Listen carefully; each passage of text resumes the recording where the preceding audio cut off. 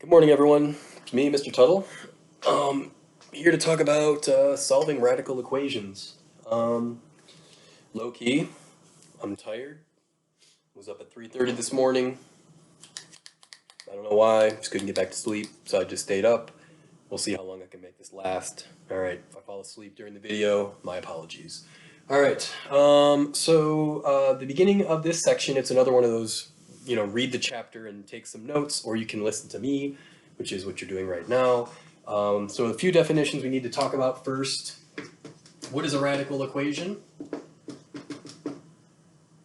Well, a radical equation is, you may have guessed it, it is a equation with a radical in it. Equation with a radical, where there's a variable in the radical, right? So not just any random radical, but there's got to be a variable in there, okay? Not a big deal. Now the second one, this is more important to understand. There's this thing called an extraneous solution. Okay, extraneous meaning extra. It's right there in the word. So what do we mean? What's this about extraneous solutions? Well, the thing is that in the process of solving a radical equation, you have to significantly change the equation. And when you do that, when you change the equation in order to solve it, in the process you end up getting some extra stuff, right? So when we solve these, we have to be super careful. It's not an option anymore. We do have to check our solutions because some of them will work and some of them will not. We'll talk about what that looks like in a little bit. So this is literally just extra solutions, and I'm going to put solutions in quotes because they're not really solutions. Extra solutions that don't solve the equation. Okay? All right. So I referred to the process for solving a radical equation. So what are the steps? Okay? Each different type of equation has its own tricks and processes that you need to go through in order to solve them. What's the deal with radical equations? Well, there's 4 steps. Step number 1, get the radical to one side.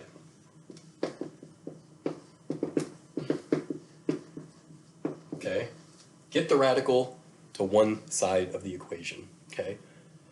Step 2, raise each side to a power equal to the index of that radical. So if the radical is to the second power, you raise both sides to the second power. If the radical is to the third power, raise both sides to the third power. This is how you're going to get rid of the radical and get the equation looking something more familiar.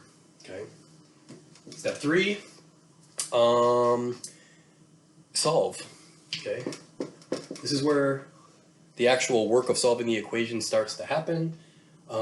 In step 3, you might end up having to solve a linear equation, or you might have to solve a quadratic equation. Okay, so we'll look at some examples of different situations there. And then step 4, like I said, when you finish step 3, you're going to end up with some solutions. You got to make sure that those solutions are legit. Check the solutions. Ever since you've been solving equations, your teachers have been telling you this. And you have to do it this time. It's a must, okay? So check your solutions is a must. Okay, so there we go. That's the introduction. The rest of page 1 is example 1, and it's got a couple examples of radical equations to solve. So the first one, here it is, square root of p plus 5 equals 9. What do we do first? Well, the first thing we do is we get the radical to one side. So that means let's move this 5 over here so that I get the square root of p equals 4. Okay. Next step, raise both sides to the second power since that is a square root. Square root of p to the second power is p, and the square root of 4 is 16. Okay. We don't have to do 3, we're done. We already have p equals 16. So that's potentially the solution. Now what we're going to do is we're going to check it. Let's check by plugging p equals 16 back into this. Well, square root of 16 plus 5 equals 9. The square root of 16 is 4. 4 plus 5 equals 9. That gets a T-Money seal of approval because it is a legit solution now.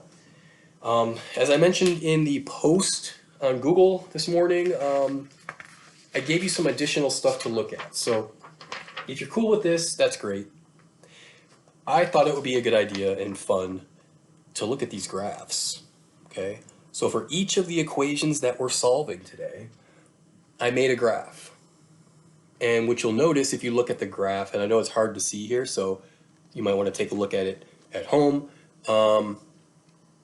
This right here shows the two graphs intersecting at exactly where? At exactly 16. Okay, so if you kind of want to get a more visual understanding of what's going on with these radical equations, take a look at those graphs. I think they're pretty cool, but I'm a math teacher, and that's what I get paid to do. All right, let's finish up page 1 by looking at the second part of example 1. We have the third root of t plus 2, and then outside of the radical plus 5, and that equals 3. Okay, so step 1, let's get the radical by itself by subtracting 5 from both sides. That's going to give me this, the cubed root of t plus 2 equals -2. Okay, next step, raise both sides of this equation to the third power. That's going to eliminate that radical, and I can take the t plus 2 out. -2 to the third power is -8. Okay, I'm left with a very basic linear equation to solve. I end up with t equals -10. Okay, so we're not done, we got to check. So let's check it. If I put -10 into this, I get the third root of -10 plus 2, which is -8, plus 5 equals 3. What is the third root of -8? The third root of -8 is -2. What is -2 plus 5? Well, where I live, it is 3. And so this equation works.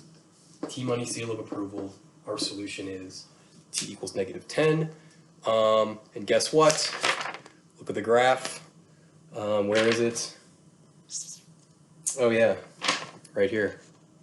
I know you can't see it. Take a look for yourself. They're pretty cool. Those two graphs cross at -10. Great. Onward.